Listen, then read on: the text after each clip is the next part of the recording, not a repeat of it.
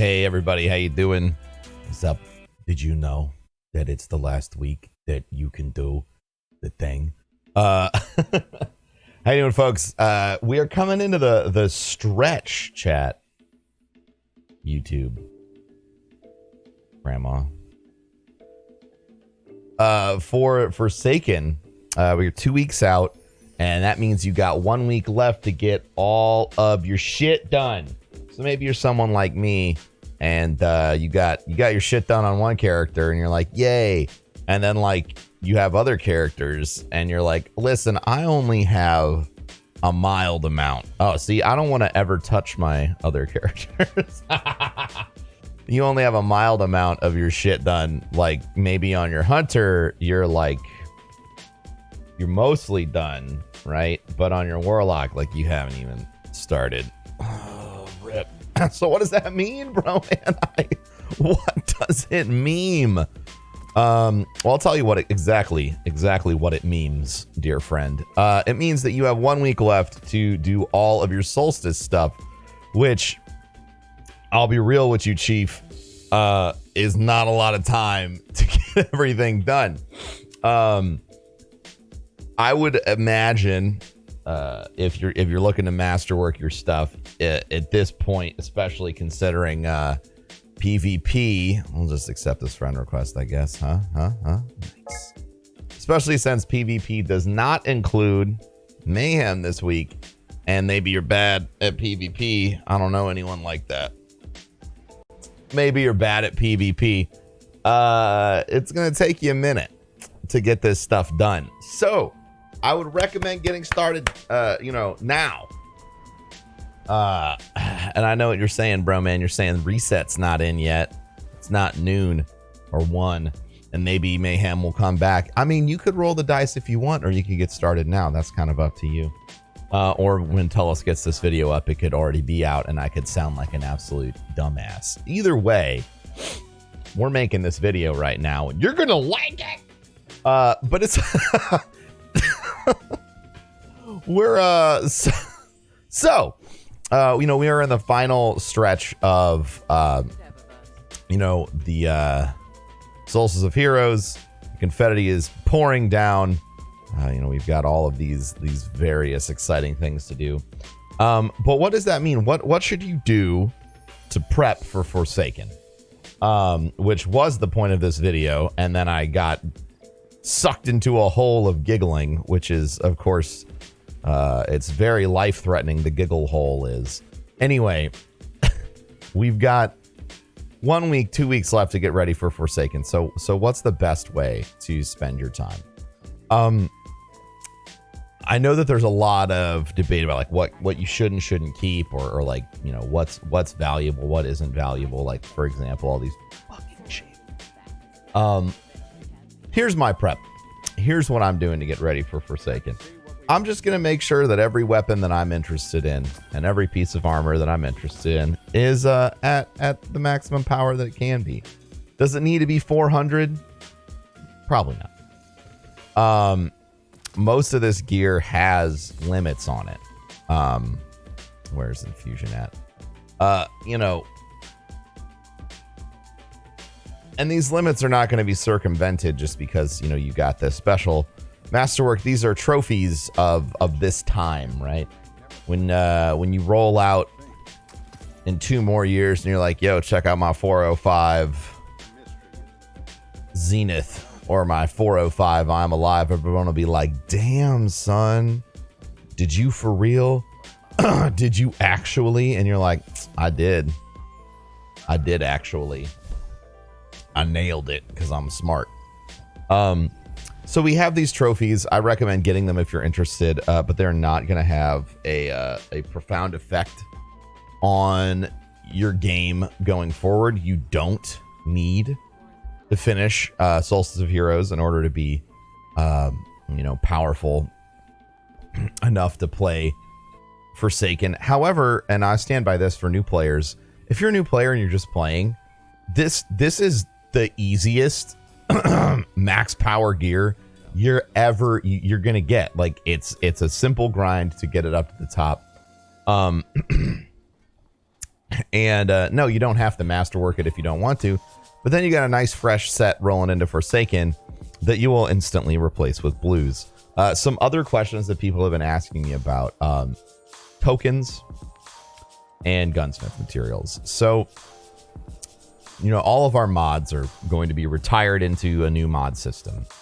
And interestingly enough, it is my suspicion that this new mod system is going to go live on next Tuesday with the update to the weapon slots.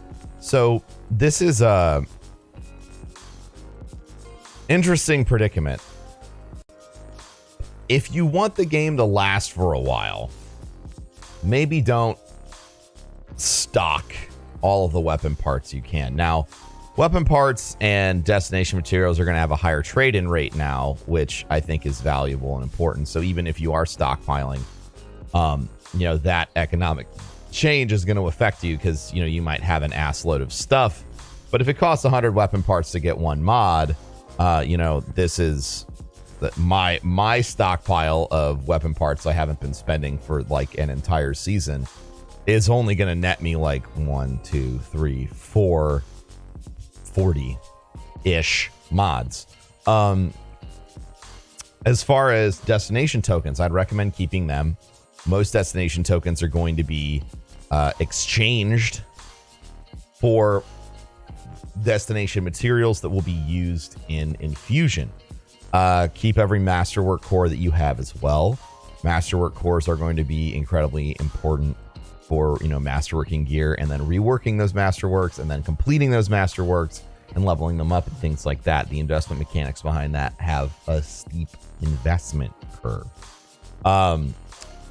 What else did I want to cover in this video? Hold on, let me get my sip of King's Coast coffee that you should buy some. I own the company. It's fine. I actually don't know. All right, we're going to take a quick diverging message here. I don't know if my YouTube description has King's Coast coffee in it. For those of you who don't know, we started a company like a year ago, and this is more of a, I don't really give a shit if this interaction makes you want to buy the fucking coffee, because like whatever. But I am curious if I'm a horrible business person, and yeah, 100%, dude. Terrible business person. And I super don't have King's Coast coffee linked under my YouTube descriptions. Oh no, I'm bad at business. All right, so while I hang my head in shame and figure that out, the last thing that I really wanted to point out to all of you is this. There's going to be a lot of new players coming in to Destiny for Forsaken. And I always find it to be incredibly important from a community standpoint. And I try and do this with my community, is be the kindest folks in the world to new people. Okay. They're going to be new. They're going to be asking you a lot of questions about the game and how it works.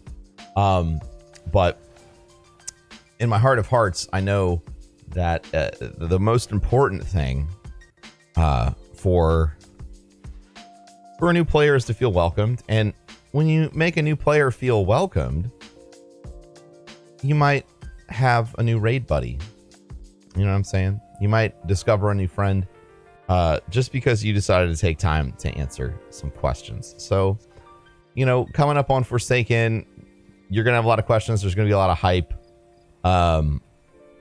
But it's always a community building moment. It's a chance to make new friends. And I really want to see everyone here take an opportunity to do that. Because one of the things that we've all suffered through is, the incredibly frustrating experience of watching our raid teams leave, or watching our regular friends who used to play the game all the time, just they peaced out. And that's not a fun experience. Like that's not something that people want to go through. So I would recommend, being patient, being kind with the new folks as always, and make some new friends. make that a part of